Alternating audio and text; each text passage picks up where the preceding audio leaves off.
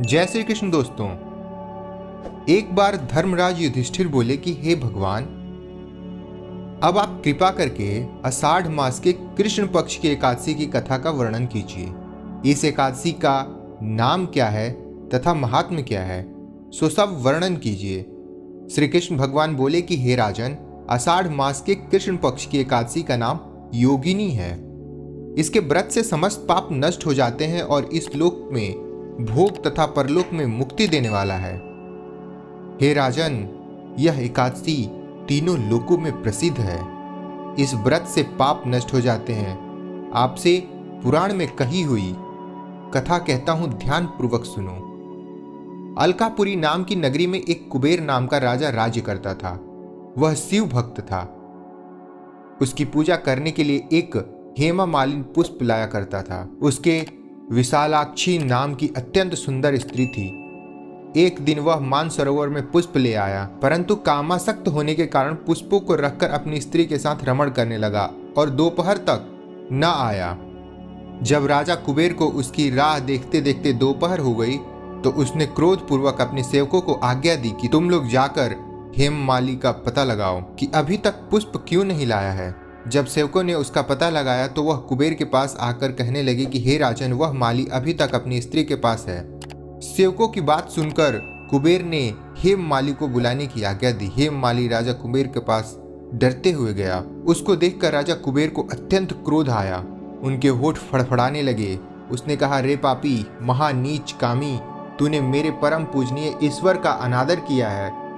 इससे मैं तुझे श्राप देता हूं कि तू स्त्री वियोग भोगेगा और मृत्यु लोक में जाकर कोढ़ी होगा। कुबेर के श्राप के प्रभाव से वह उसी क्षण स्वर्ग से पृथ्वी पर आ गया और कोढ़ी हो गया।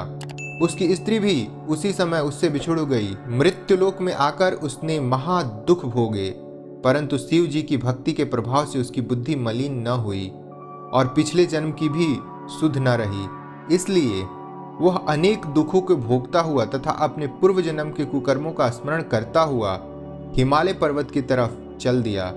वहां पर चलते चलते मार्कंड ऋषि के आश्रम वह पहुंचा। वह ऋषि अत्यंत वृद्ध तथा तपशाली थे।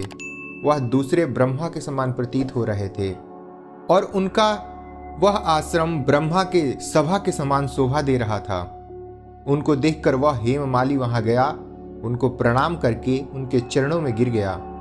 उनको देख करके मार्कंड ऋषि बोले कि तूने कौन सा खोटा कर्म किया है जिससे तू कोढ़ी हुआ और महान दुख भोग रहा है।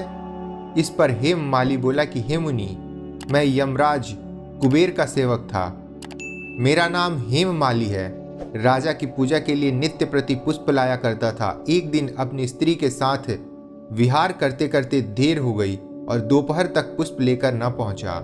उन्होंने मुझे शाप दिया कि तू अपनी स्त्री का वियोग भोग और मृत्युलोक में जाकर कोढ़ी बन तथा दुख भोग, जिससे मैं कोढ़ी हो गया हूं और महान दुख भोग रहा हूं। अतः आप ऐसा कोई उपाय बतलाइए जिससे मेरी मुक्ति हो।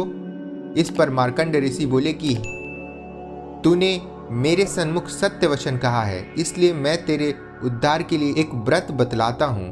यदि तू आषाढ़ मास के कृष्ण पक्ष की योगिनी नामक एकादशी का विधि पूर्वक व्रत करेगा तो तेरे समस्त पाप नष्ट हो जाएंगे। इस पर हेममाली बहुत प्रसन्न हुआ और मुनि के वचनों के अनुसार योगिनी एकादशी का विधि पूर्वक व्रत किया। उसके प्रभाव से वह फिर अपने पुराने रूप में आ गया और अपनी स्त्री के साथ विहार करने लगा। हे राजन, इस योगिनी की कथा का फल 88 सहस्त्र ब्राह्मणों को भोजन कराने के बराबर है।